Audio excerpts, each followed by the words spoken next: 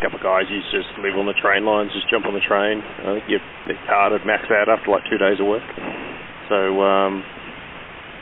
yeah, it was cheaper, I think, than the car park as well. The train to work? Yeah, they would. I'd just live in Sydney, like either north of the bridge or a couple down south as well. Well, actually, that's not a bad way to go. The train, it's pricey, but yeah, cheaper than parking. Yeah, I mean, obviously you get your annual car park pass or whatever, which we had to pay for. And yeah, the guys just found that it was cheaper to do it that way, so per month. So do that, just throw on a jacket. One dude used to wear a beanie, and he's like, there's no way you'd pick him as an airline captain as he'd leave work.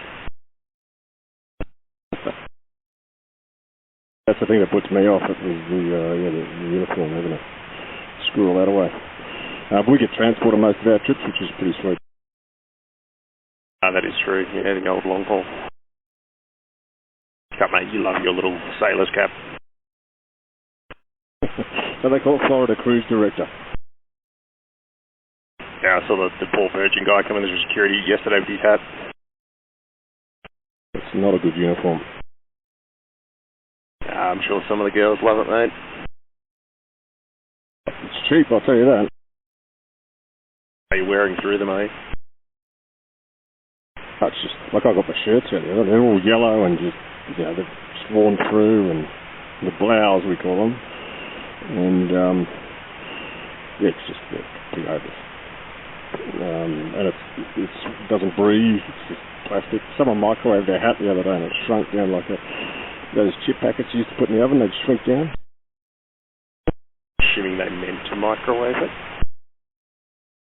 I think so. Yeah, they changed suppliers with us too, and yeah, it was pretty dodgy, some of the stuff. About the best thing we get was a tarmac jacket, like this big puffy jacket. That'd be good, we don't get anything like that.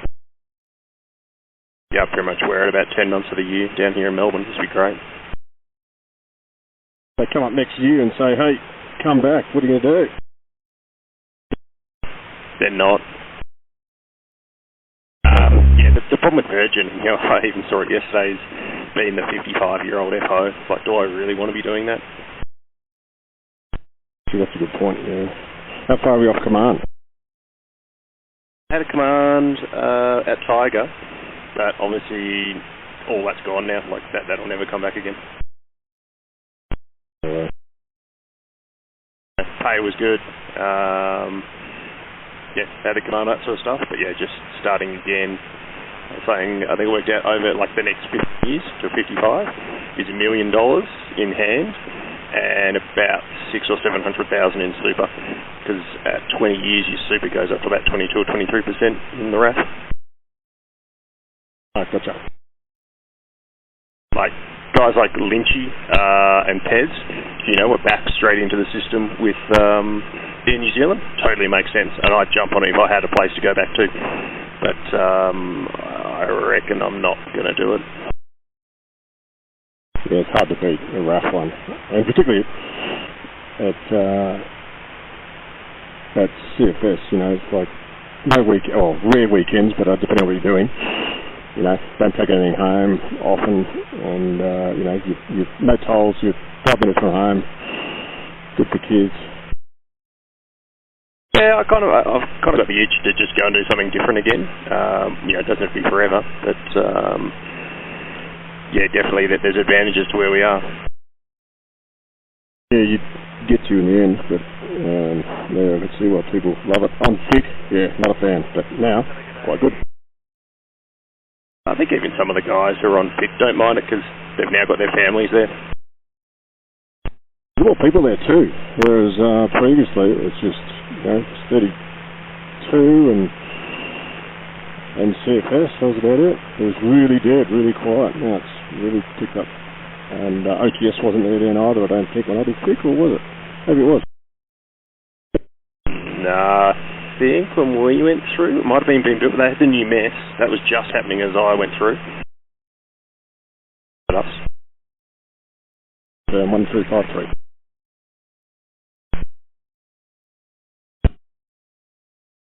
To come up 1353.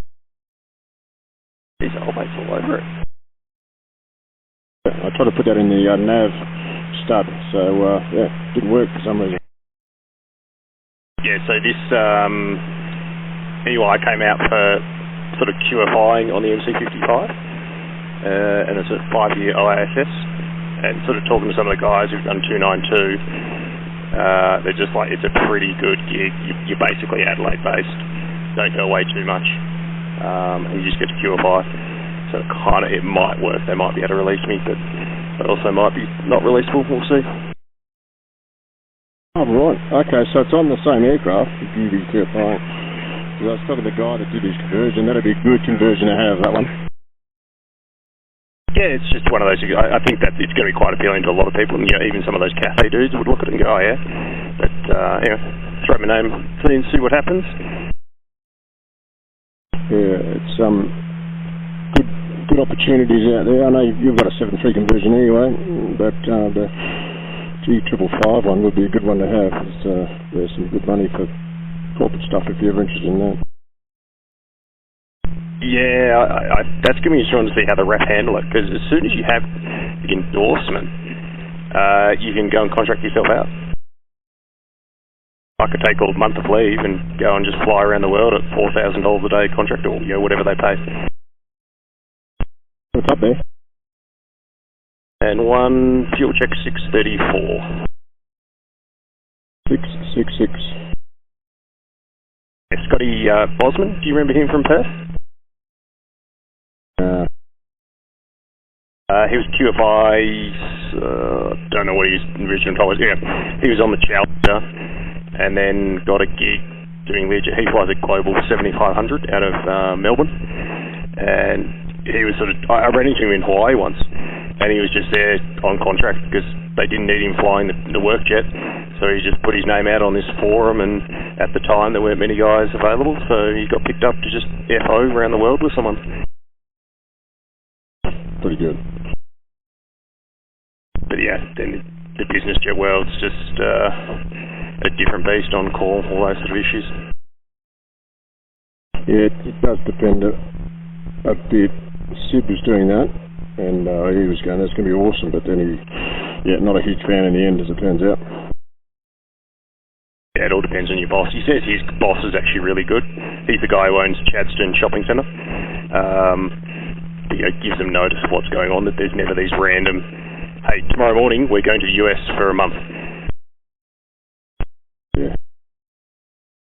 I have heard happens to dudes.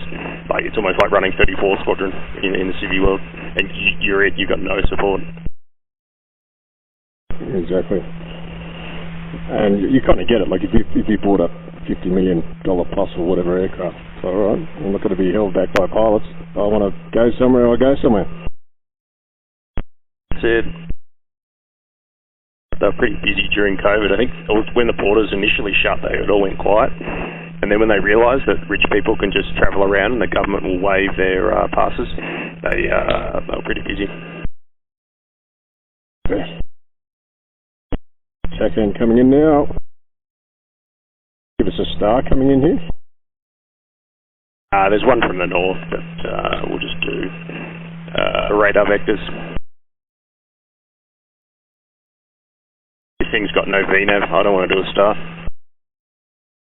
Quite easy to come up to waypoint and sitting here in combat and look up and the lead's just gone. Turn around the corner.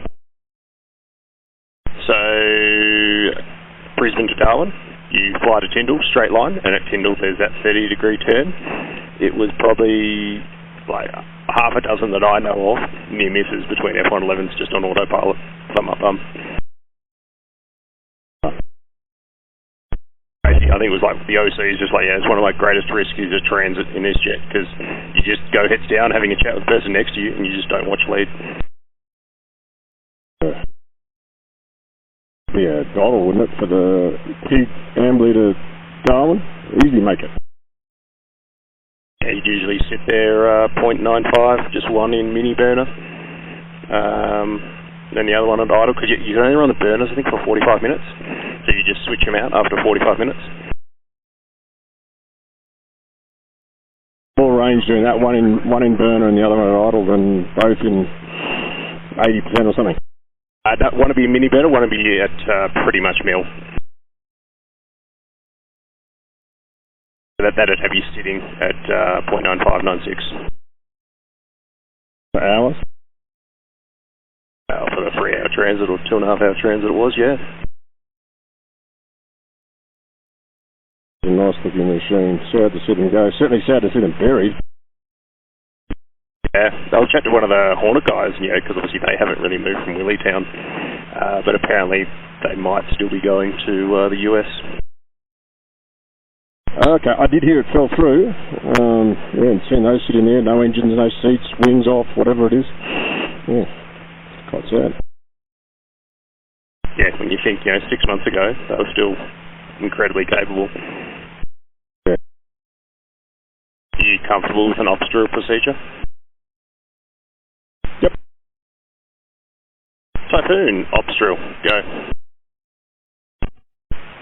Just one. I feel they've been a little bit pessimistic on the instrument approach. What we can plan for is the TACAN runway 27 via Bronny. Roger. Are you ready for the bathroom when we get there? Never seen this before, but I cannot bring up the TACAN chart on my AFB, which is not satisfactory. Good. I think you can airdrop them. That's where we carry all the paper ones, but yeah, I've never seen this. Obviously, we're just so high, it's there's some connectivity issue or something. Yeah, but it should be there in the memory anyway, I would have thought. Yeah, I don't know. There was some message about it not being able to update, but it still shouldn't happen that way.